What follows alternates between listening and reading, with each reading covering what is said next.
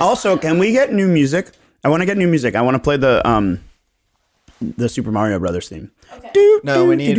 We have two options right now. We have either "I Want to Break Free" by Queen or "Dancing in the Dark" by Bruce Springsteen. Oh, that's. Oh my God, dude. Jesus Christ! Are you 100? He's literally 100. Dancing in the dark. Do you not know that song? I know the song. Where were you born? I got you. This is how we're starting today. There's gonna be an ad. It's an ad. VRBO. Vacation home. It is really, really nice song, actually. It's just like.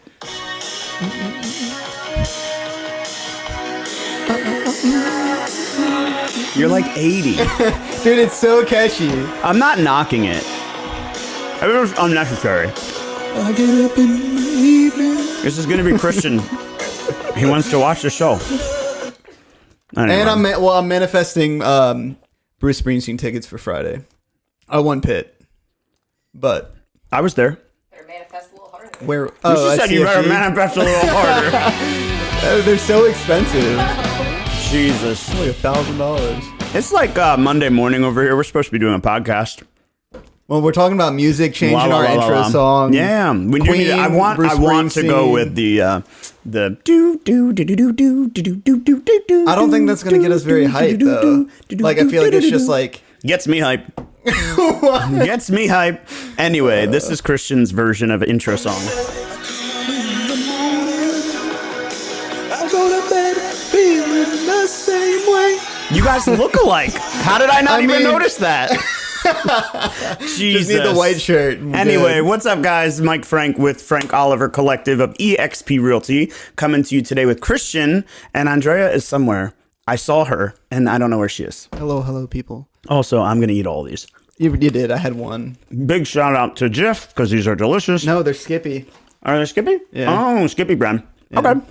So they're inverse. At Target. They're inverse of pretzel-filled, peanut butter-filled pretzels. They're pretzel-filled peanut butter? No? Yeah, they're pretzel-filled peanut butter.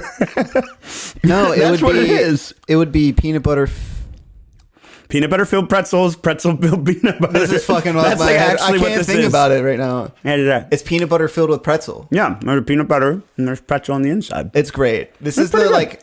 Every time I go to Target, it's like one thing that I have to get. You and every other white mom in the world. Well, I don't really go to Target that often, but like when I do, it's like Skippy Hashtag Christian specific. and some other shit. But I don't go all out. People go to Target and they spend like $1 million. No. Makes no sense. Yeah, Every single time. I feel like Target is the bane of the existence of anyone trying to save money. Even 100%. myself. Like I go to Target, I'm like, oh, I need a greeting card. Like, I don't know why. Not gonna lie, they do have some great cards. It hits me. I don't get it. They have some great cards. Anyway, all right. So today I was talking about pricing strategy, and I wanted to hit that because I'm not sure that you know this. We talked about real estate pricing strategy. Liv wrote down property condition, location. Of course, the condition plays a big role, right? Course. Market trends, competitor analysis, timing, your ultimate goals, which is a huge thing in pricing strategy. Can we talk about this? Like, people want to sell for top dollar, but then they want to align their move with their purchase. I'm like, maybe there's bigger fish to fry in this world. Yeah. And maybe we want to sell for top dollar and we want to use that money to make our purchase more seamless, but it's more stressful. The part is, I think people just don't know. And then when you try to explain it to them, yeah, that's fair. it's very off path of what they want to do, fair. right? Because and, they want to but focus on what they yeah, want and it's to. like everything has to be this way. Okay, See what I did there? See what I did there? I look like It's Harry not even Potter right paying now. I don't know if the attention. camera can see it, but Anyway, we're gonna use a filter.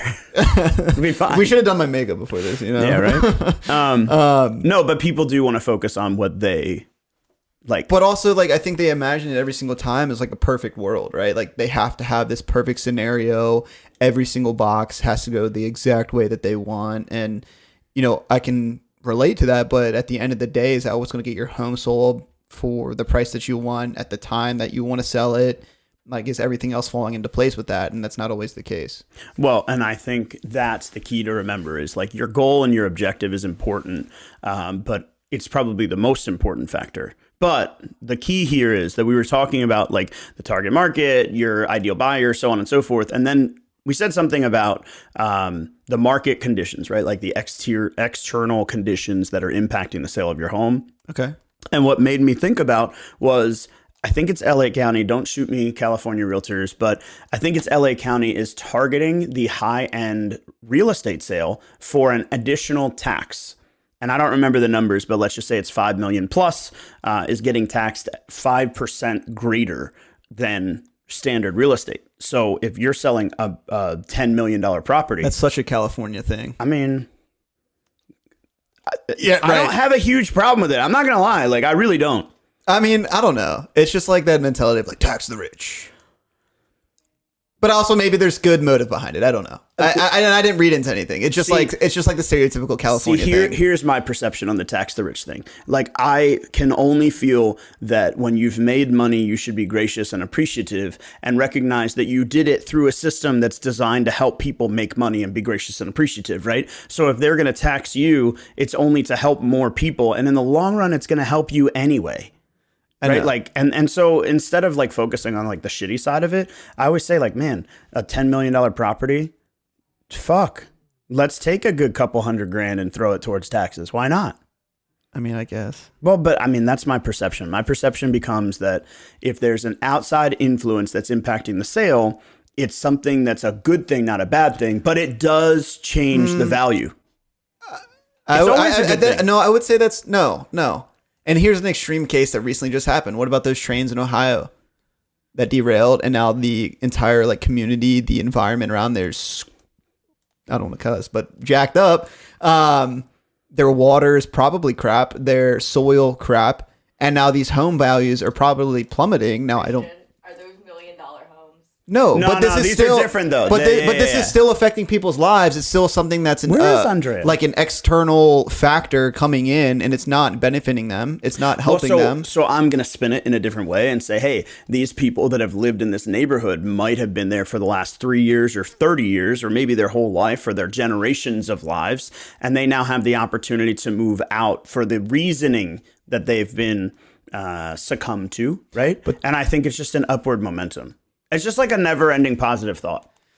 There you go. End of podcast. It's tough to yeah. I don't know how you can just easily just turn that into a positive thought when there's so much more to it than that. You know, like these people have invested into their homes, their lives, their families, and then this disaster just changes everything, whether it be the value of the home. So let's talk about the outside influences on the current real estate market, right? Oh, interest rates are high. Oh, interest rates are low. Oh, my house is growing in appreciation. Oh, I'm not growing in appreciation at all, right? Like, why don't we just spin it in a positive way?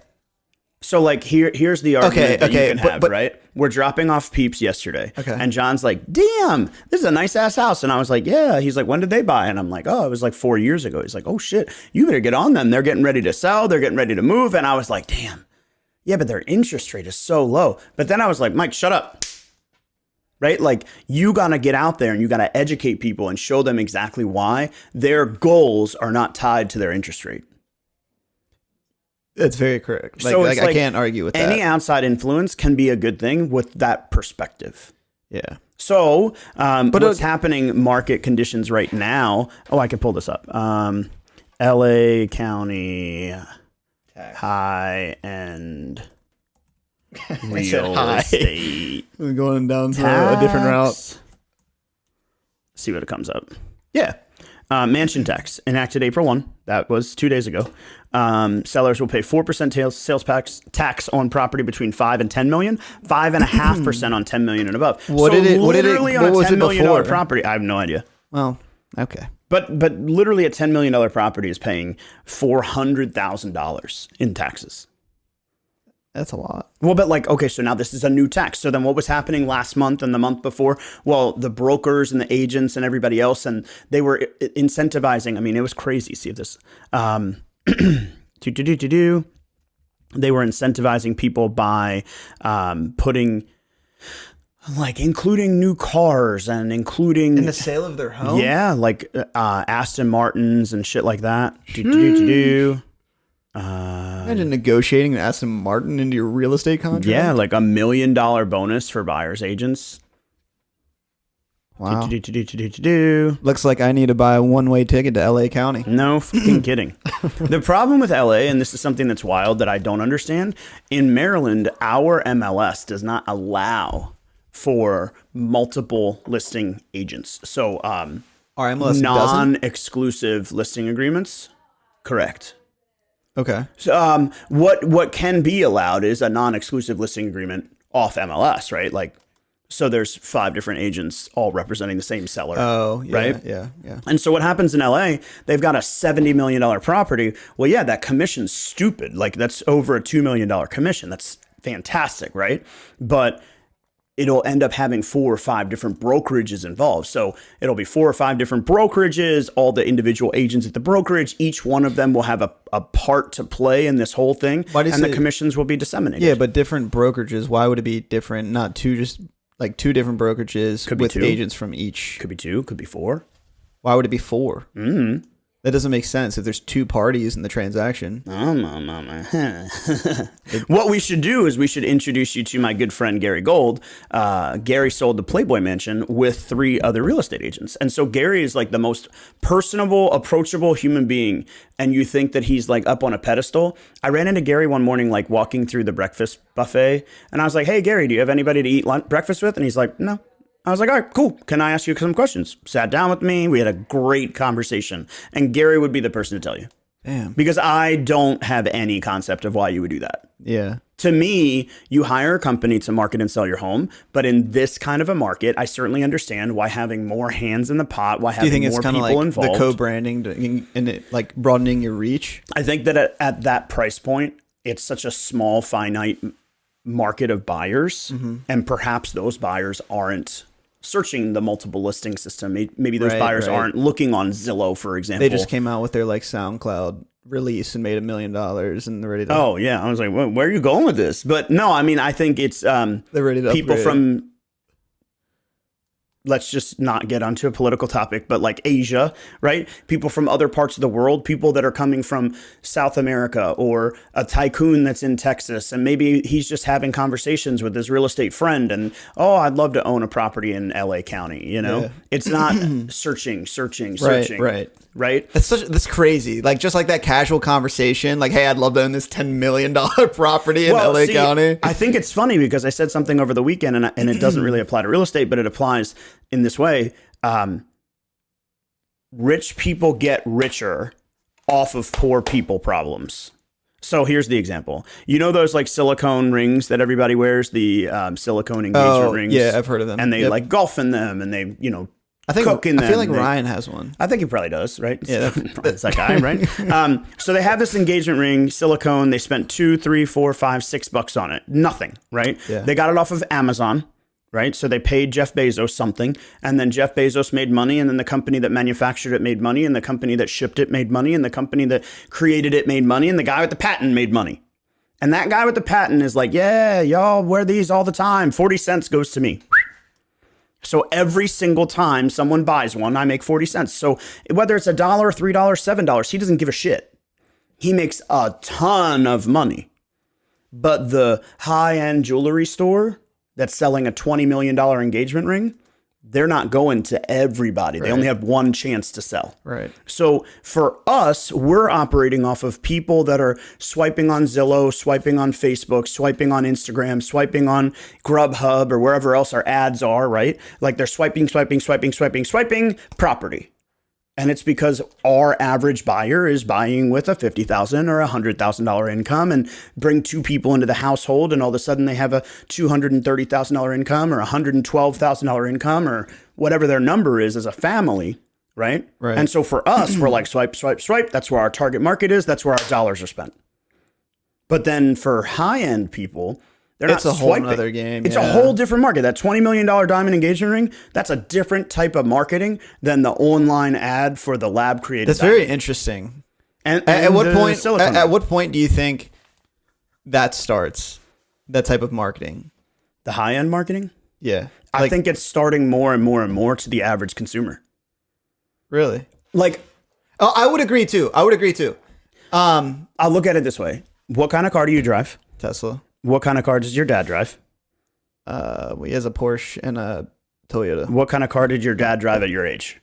Oh, probably a Corvette, maybe. Yeah, he had like one or two. Well, your dad's an anomaly. Okay, Because he but it started wasn't like working it was. for UPS for like 18. I But that's a good job. yeah. When my dad was my age, my dad was driving an old Chrysler LeBaron, and he had previously driven a Dodge Power Wagon.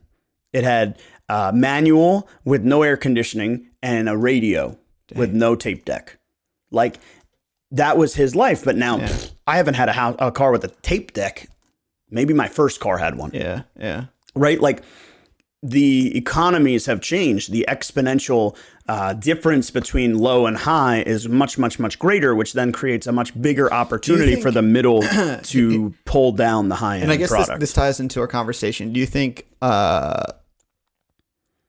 online marketing or these online leads and the way that we capture them is going to change in the next couple of years? Or I mean, like even I see it today. I see it today. Like a lot of the communities that I want to start like farming in or mailing out stuff to, like these other names that are in those counties are starting to capture that, not in a way that's online leads. There's no way.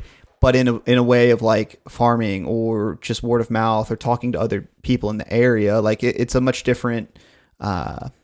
So there was a period in time where I thought lenders were going to flip the script, and I thought all of the leads were going to go through the lender first. Okay. Because I really thought that the lenders were taking the technology and they were downloading the databases and they were able to have all this access to information, and they were going to call, and then they were going to be like, here you go, realtors, and we were going to be like 2 thumbs up, right? Like groveling at the feet of lenders to have great transaction basis. Well, that kind of flipped around in 2019 and 2020 with the advent of stay at home, and then it went back to the online lead. In my opinion, that was just my opinion. Right. But I think that where we're going to go is we're going to have more and more and more people yearning for that face-to-face contact that they used to get. Yeah. Right. I was just watching a webinar series, Compliments of Live, this morning, that was talking about how many touches we have with each one of our individual people. And the question was, don't you think that that's going to end up in the trash if you send them snail mail? And the answer is yes, it's going to end up in the trash. But without sending it, you're losing that touch point. Right. And that's what people want. They want those touch points. Yeah. They want to get that mail. They want to get that text message. They want to get that point of contact where like you're dropping off peeps. How many fucking people responded to your dropping off peeps So today? many, dude. I was and shocked. Then, dude, it was great. It was at such a good post. And then it's funny. I was at one of my clients' houses dropping off peeps like 4 or 5 in the evening on, what was it, Thursday or Friday? And he was standing at his front door, and the door's glass is like distorted because it has the design on it, and his back's turned. And then I go to drop it off, and I like run away. And he's like, I can see it when I get in my car. He's like looking through to try and figure out who it is, and then doesn't open the door until That's like funny. 10 or so minutes later. And then he gives me a call. He's like, hey, did you just drop off peeps at my house? Yeah. I was like, yeah, that was me. He's like, dude, why did you knock on the door? You should have come on in. I mean, you have so many people that are reaching out to you. You've got people that are saying, oh, thank you so much. So happy to see the business card. This is my people's, which is like crazy. You've got people that are reaching out saying like, thanks for the peeps, right? Like deliberately taking time out of their day because they yearn for that personal connection. Yeah. And what I genuinely and truly believe is that what we're going to see over the course of the next 3 or 10 years is going to be this interpersonal connection is going to become heightened and heightened and heightened. And what I personally think is going to start to happen, I personally think that 3D is going to start to become a projection, not a 3D. It's going to be a projection. And I've been saying this for a long time. I think that projection screen imagery is going to be the next thing because you're going to start to have that fucking device sitting right there. It's going to look like a computer, and pop out of it is going to be your buyer client. And you're going to be sitting there talking to them, and they're going to be sitting here talking to you, and you're both going to be in your respective houses. That's just what I genuinely wild. believe. That'd be wild. I personally think that people need that personal connection, right? Like imagine just like sitting down like for a buyer consultation. You're at your home office, but it shows you just like sitting at a normal desk, what have you, and you're like, kind of face to face with that person. Yeah. Unreal. I think that the video quality that we're getting over teleconnection is fucking wild. Yeah. Like, if you didn't look at what happened between the time that Tom Brady came into the league and when Tom Brady left the league, Madden versus Madden, it's the same product, but like, this looks like a fucking video game from the 80s, and this one looks almost fucking strikingly like a real video. Crazy. It's fucking wild. And then we're going to get better at putting together video? No. We're not. Dude, We're going to get to the next media. That's my personal I just opinion. imagine VR Madden, someone like running on the treadmill and getting tackled. Bro, like doing a little, like a spin move. John, come back here. He's over there somewhere. One time we were watching our friends play Wii. You remember like the Wii with the controls? Yeah. Wii boxing. Oh, and this God. dude and his girlfriend are playing Wii boxing. They're watching the TV. Do you remember this? Joey and his girlfriend. They were playing the Wii boxing and they're watching the TV and they're like this, and Joey goes like this and then he goes like this at the same moment that she like went to move, and he fucking punched her in real life. Fucking smacked the shit out of her. Right? That was a real life, like, this is a virtual game. We're not even wearing glasses or anything. Like, they're just so focused on the game, and that's how real I think it's going to become. And that was fucking a decade ago, probably. I'm not kidding you. That was probably a decade ago. I mean, it was probably more than a decade ago, to be honest with you. Yeah. But like, I just think that there's opportunity in front of us where people are neglecting the reality, and they're still focusing on a lead comes in, I'm going to capture it, I'm going to go work with that buyer. Again, and I think it's just going to get more and more difficult for online leads, I think, to come in, because these people, I would say in our industry, there's so many agents, there's so many companies, and there's also so many big names that when these people are originally inquiring, they probably have an idea already in their head, not necessarily of what their process looks like. But I don't know that that's true. Really? I think that more of what we're going to see is we're going to see educated consumers. Think about this. So right? then from our not perspective, but our job as a real estate agent, that's going to change. So like, let's take this blog right here, right? Real estate pricing strategy. Number 1, pricing, condition, and location. Number 2, market trends. Number 3, competitor analysis. Number 4, timing, we're goals, giving blah, blah, blah. our clients the information to do the jobs themselves. No, that's the problem. Yeah. Is that they have the information. So if we just kind of go and say, this is how you list your house, you're not doing the job. Yeah. You have to be able to say, this is how we're going to use these 10 things, and we're going to take 3 out of them. We're going to put these 2 over here, and we're going to keep an eye on these 5. Okay. Right? Like, we're going to take these 3 and we're going to market these 3. This is what we're going to do. This is what I do every day. This is how I'm going to get this thing done. Right? We're going to take these 5 over here, which might include price. They might include, community statistics. They might include other things. We're going to put them over here. We're going to consider them. And then these 2, we're just going to drop off because they don't matter. Right. And so our job is to now take this information and diagnose it and help our consumer understand it.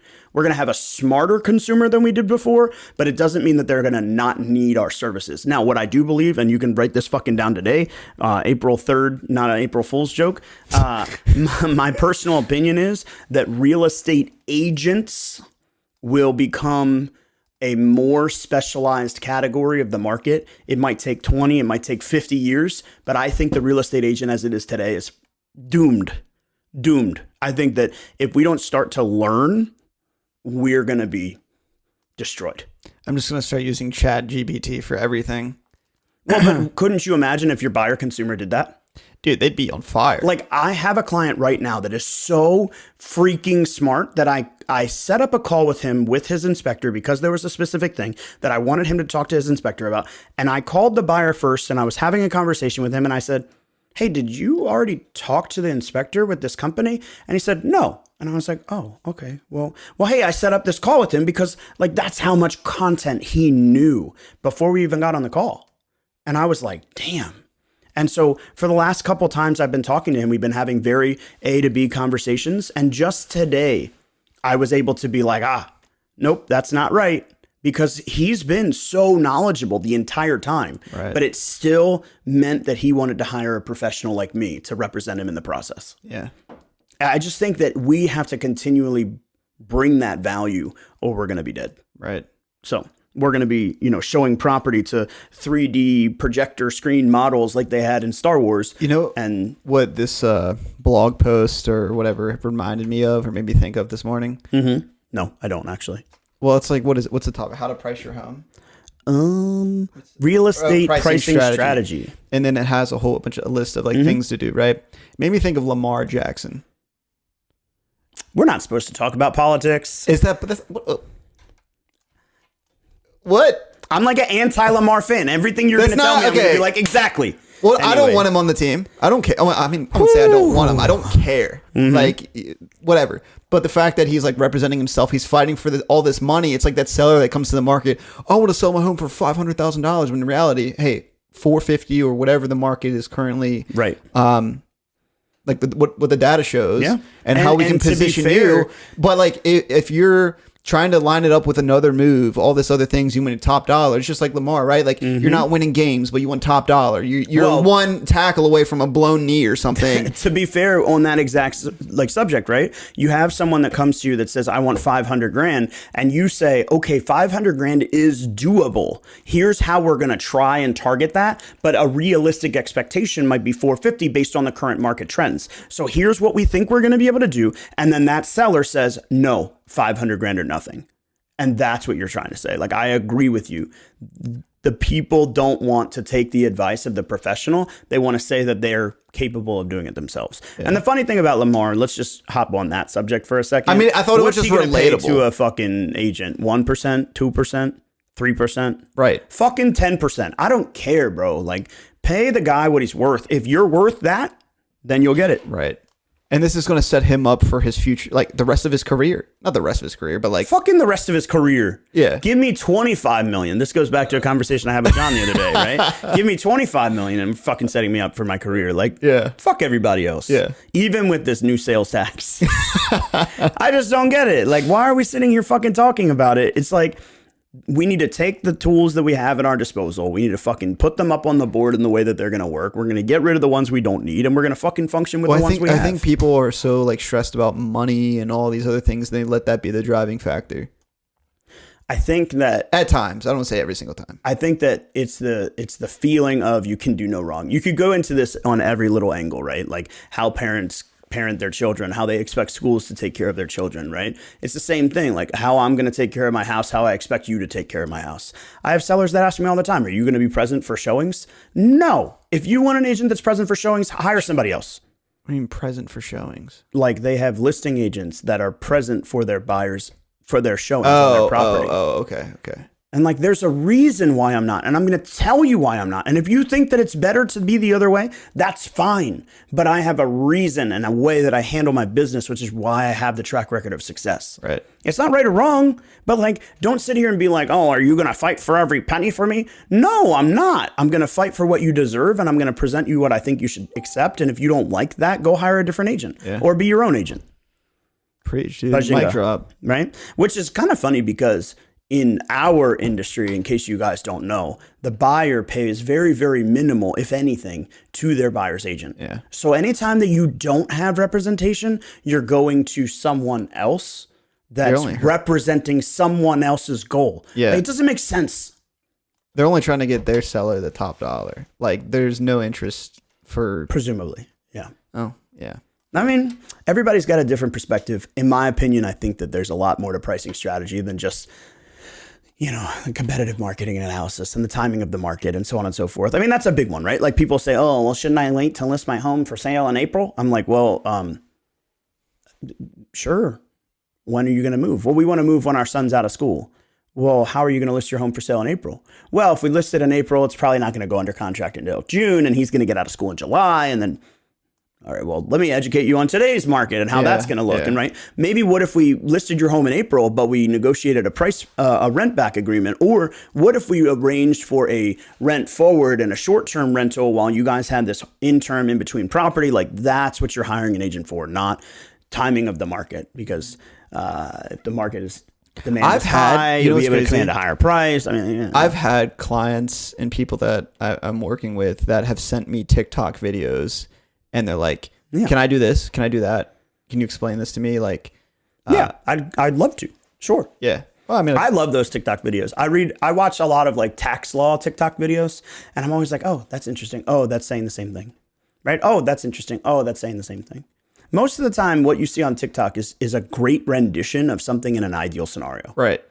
And well, it's also, I think, they're kind of like stretching the truth a bit because it's always that like clickbaity kind of thing. Maybe not. If we made a TikTok right now that was like, hey, you're going to buy a house in Maryland, you're going to buy and you're going to make, I can't even do this math. Hold on one second.